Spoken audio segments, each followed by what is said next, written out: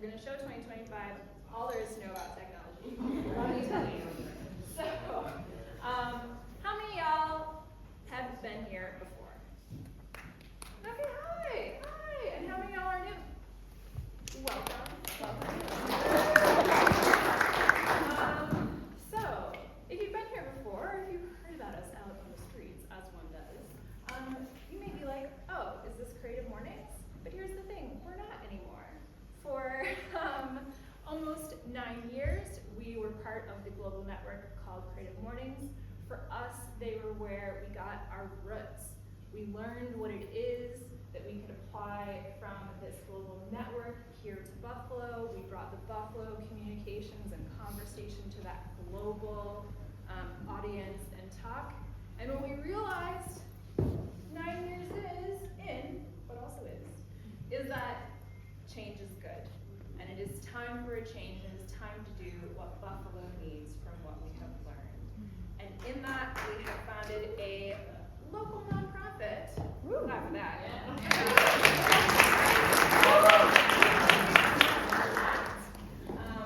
But we are here, locally owned now, and this program is called Buffalo is Creative.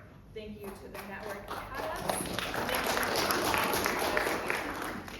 In these couple of moments, before we get rolling with the talk, if you would like to move closer to the stage for better hearing or seeing, or just because you want to be up here because you like us, please feel free to do that. And also throughout the talk, if you find yourself wanting to be closer, we're loosey-goosey, move around, be where you need to be. All right? So, with that, here's this slide that's telling me that it's already time to announce Najja. And we might have a mic, I think is what I'm reading from the hand signals sent to me. We're going to try it. So, coming up to the stage, potentially with a mic, potentially without, is Najja.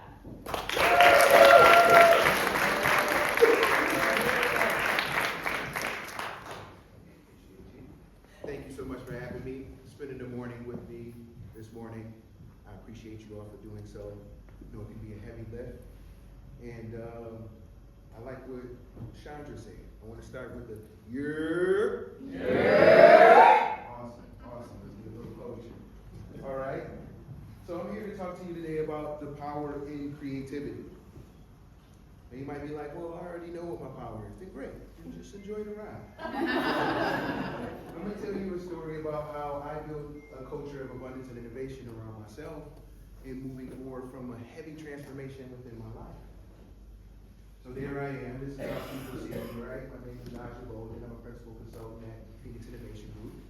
We're a local consulting agency. We've been in business now for 7 years. We're a disabled veteran-led organization. And we like to ignite creative potential in individuals and leaders so they can tackle tough challenges. So they can solve the problems, rewrite the rules, right? Break the mold. So in the local community, a lot of people see me as a modern day alchemist. That's why they describe me. It's not how I describe myself. These are the things that I had to go look up because I didn't even know what they were called. Alchemist, a catalyst for innovators, a rainmaker. But all I see myself as is a human being, Najja A. Bouldin. I come out of the Lower East Side of Buffalo. Most of you might know that the Lower East Side, or the East Side as a whole, has been deliberately neglected for the past 32 years. We're trying to do something now with like a rising tide lifts all boats. But I look at myself as a reflection of that neglect, right? A reflection of that abuse, that molestation. Because what's without is what's within, right? We've heard that before, yes? No? Maybe yes. So? Yes. Awesome. So those things are what was going on, not just in my neighborhood, but in my home, right? So I left home, I went and fought 2 wars, Operation Iraqi Freedom, Operation Enduring Freedom, and I found that just the conformity in that life wasn't for me. I had a great time in the United States Air Force, I had a great and honorable experience, but that wasn't for me. So I come back home only to find out how economics actually work, that there wasn't a job for me, a disabled veteran. And in fact, a lot of veterans were houseless. So I got into the things that I felt were native to me, what was already within my mindset. Does anybody feel like they got their identity from their culture in here?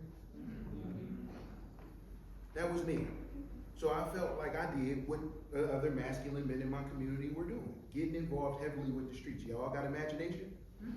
So y'all know what that means, right? Awesome. So at age 30, 10 years ago, I know.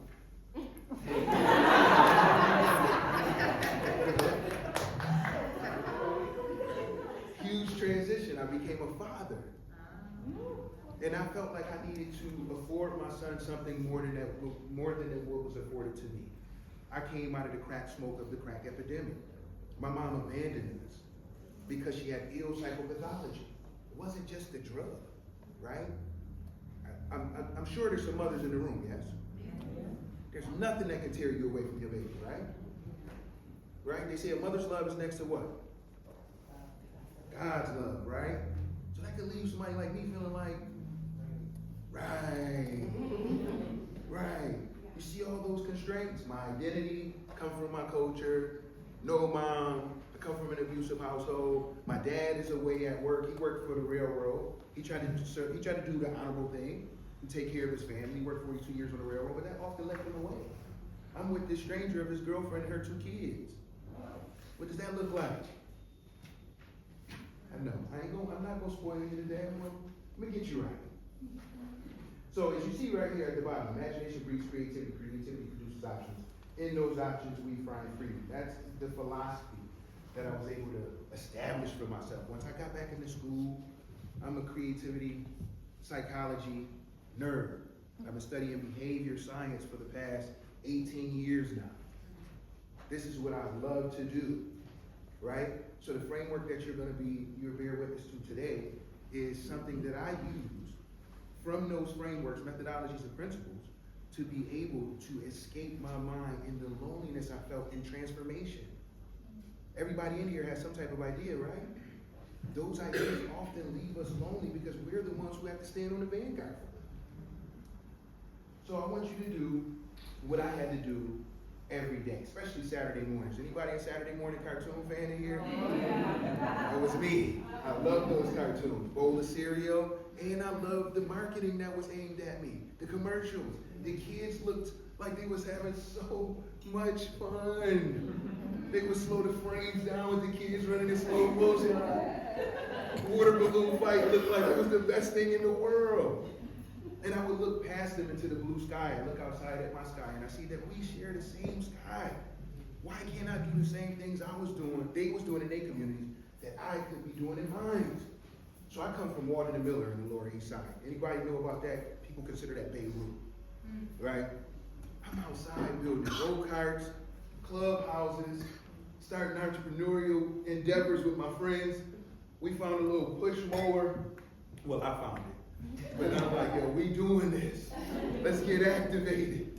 We was shoveling snow in the hood. We was doing it all, right? I tried to bring a sense of an adventure to what it was such a desolate place. We didn't know that then.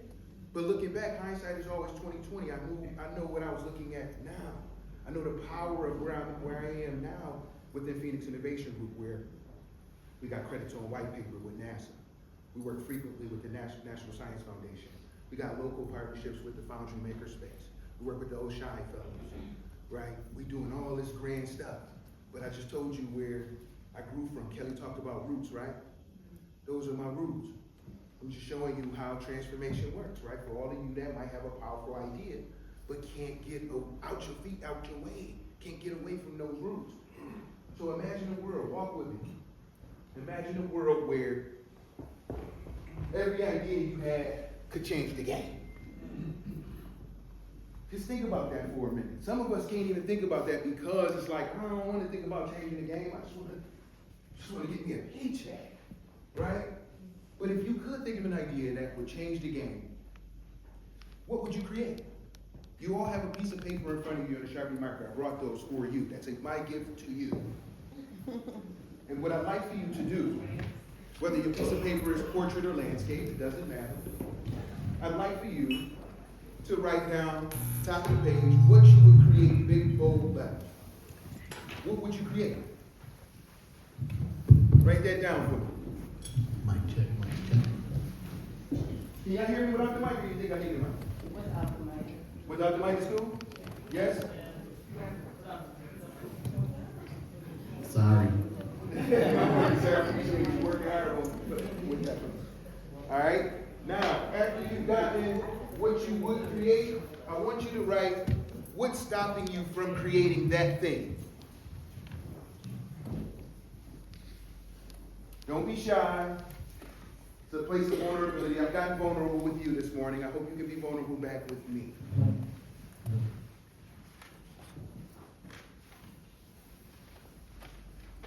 All right, we got what's stopping us? Yes? Awesome. Because today we're going to unlock the power and creativity to move from hesitation to transformation.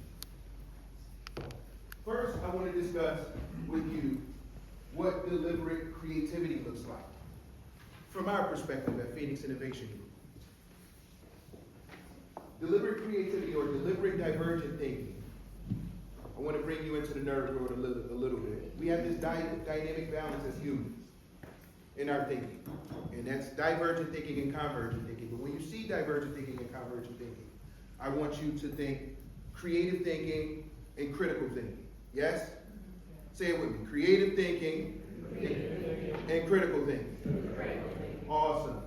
So to be deliberate in our divergent, aka creative thinking, which means to explore multiple possibilities and pushing past the obvious, we want to start first by challenging assumptions. Start asking if I'm wrong. What if I'm wrong? What haven't I considered? When I first transitioned over into this world, like I mentioned to you, I was very lonely. I come from a very active environment. People outside every day, we doing whatever we want to do, to an environment that was very professional, stoic, intentional, right? So I didn't know what to do, but I had to start to challenge my assumptions. I'll show you what that looked like. I had a mentor in the department at International Center for Studies and Creativity, which is now the Center for Applied Imagination over at Buffalo State. Yeah! And I went homeless because I left the streets. I had nothing else. I had two shell of a companies, not two shell companies. That's important to say. Two companies that I just wanted to try to feel like I was an entrepreneur with. A cab company, and I had about 10, 12 vending machines. That all folded, had this luxury apartment at $1,300 a month where I'm hemorrhaging cash. I had to let that go. So I moved everything in the graduate house that my mentor had for me. I moved everything I had to one small room. And there was purposes that came with that because he believed in me. So he was just like, whatever you need, I got you. You need a car, I got you. I see you got your son, go ahead. I'm trying to hide it from my son's mother that I'm houseless. So he like, man, use the car. You good? So one day, I had a trepidation because I don't know. I come from this abusive background, right? I had to tell him, I'm like, man, I don't know why you're doing all this nice stuff for me, man. I'm not gay. And there's nothing wrong with that, right? But I wanted to be clear with him because I come from being a victim. So I felt like my ego was being Victor. Like, let me let you know something. And he had like, yo, chill out, man. I'm doing this for you because this is what was done for me. You now have the task of being responsible for this moving forward, which means you're going to have to do the same thing I'm doing for you, for others. I'm like, man, I don't know if I can do that. I'm looking through my view of scarcity. I don't know if I can do that. You doing all of this, what if they tear your stuff up? Right? We got to challenge those assumptions. Because again, those accolades that I described to you, the things that we've accomplished, the more we're continuing to do, that come from that. So I had to challenge my assumptions, to stretch my perspectives. I had to reframe challenges positively. What that looks like, ask what might this challenge teach us? How might we turn this obstacle into an opportunity? Activate curiosity. Curiosity disrupts routine thinking and invites exploration, making creativity a deliberate choice. If you're anything like me, you heard curiosity does what? Kill the cat.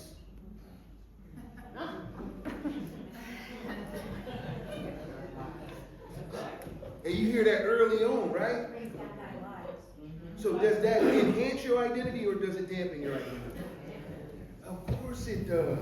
Good thing you have me. I just broke through today.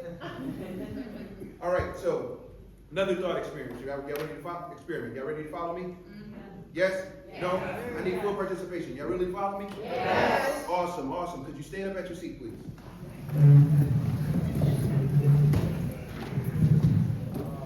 All right, hear me clearly, because we are on the timetable. All right? What I'd like for you to do is find you a partner. Get with you a partner quickly. If you can't get you a partner, raise your hand, and one partner will be designated to you. Do that now, please. Find a partner. All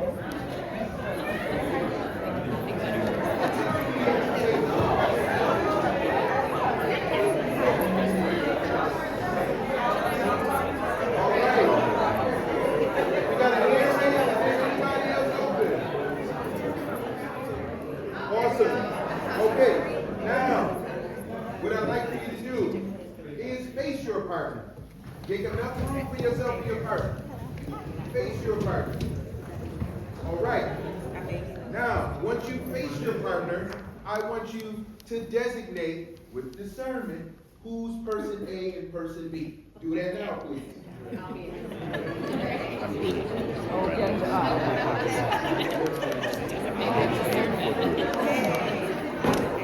Wow, it's like a double negative. Okay, now, what I'd like for person A to do is raise your left arm perpendicular to your body at a 90-degree angle, like so. Right? Now, once you have it like that, establish a fist. Kai, stop back and look back there. You're not hurting anybody, okay? Right, person B, what I'd like for you to do is take your right hand and meet person A. Just like this, but instead you have an open fist. All right? Now, person A, push.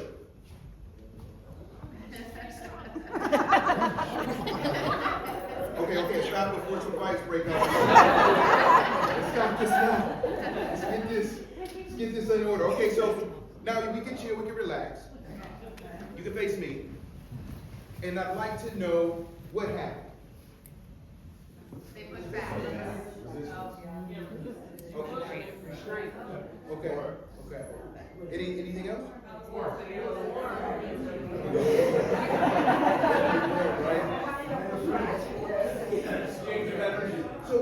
So now, when I ask you what happened, the first thing that you give me is results. I actually wanted to know what happened.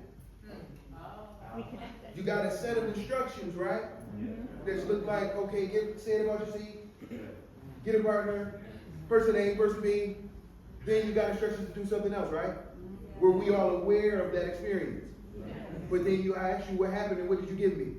You gave me results, right? So now let me take it even further for you. Person A gave you new information, and what did person B do? Pushed back. That's what we do when we receive new information. I don't want that shit. I don't want it. And that usually doesn't come from you naturally not wanting it. That comes from whatever your identity has said, your ego has said to do. So now you're like, oh, yeah, you ain't smarter than me. Keep pushing. I'm strong. I did 10, 15 push-ups today. I ran this morning. But that wasn't the exercise. I didn't see anybody go back with the exercise. So when you get new information, understand in order to receive that information, you need to be creative. You need to modify your self-imposed constraints. All right, give yourself a round of applause. Let's sit down and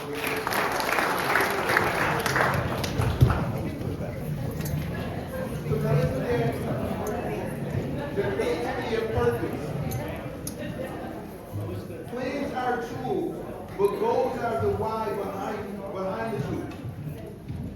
Without a compelling reason why, even the best plan lacks power. So, often you might hear folks say, I don't like planning, I just do. I just do my thing. I look at them like, good luck. Do your thing. I don't know, you do your thing. But those that know that without a goal, plans are for naught. Because the first casualty of war is what? Okay. The plan. If you have no goals and the plan doesn't work out right, what are you likely to do? I'm switching gears. I'm gonna take this left right here. I'm gonna take this other left. I'm gonna take this other left.